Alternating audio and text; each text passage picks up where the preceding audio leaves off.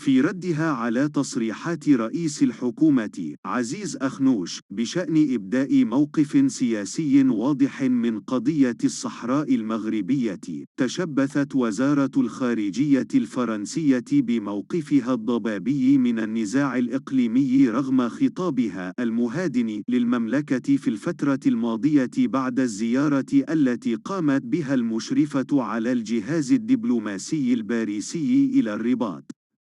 باتريس بولي المكلف بالتواصل باللغة العربية في وزارة الخارجية الفرنسية قال إن المغرب يعرف تماما موقف الجمهورية الفرنسية من النزاع، وهو ما أكدته وزيرة الخارجية كاترين كولونا خلال المباحثات السياسية التي جمعتها بناصر بووريطة في الرباط.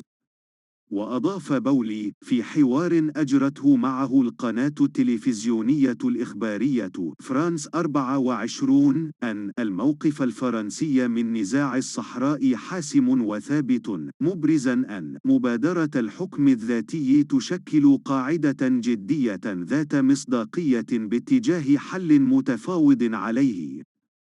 وأردف بأن فرنسا تريد استئناف المفاوضات بين الأطراف المعنية بالنزاع حتى تصل إلى حل عادل وواقعي، رافضا تقديم جواب واضح لمقدم البرنامج الحواري بخصوص الموقف الرسمي لفرنسا من سيادة المغرب على صحرائه.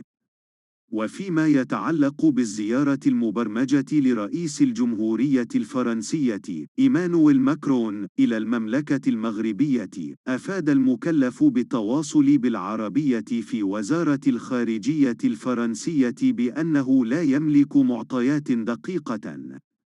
واعتبر رئيس الحكومة في معرض جوابه على حيثيات الموقف الفرنسي من القضية أن هناك تطورات كبيرة في قضية الصحراء في أعقاب اعتراف القوى العظمى بسيادة المغرب على الأقاليم الجنوبية، مشددا على أنه لا ينبغي أن تكون باريس مجرد ملاحظ، موردا أن علاقتنا الاقتصادية مع فرنسا ستتطور.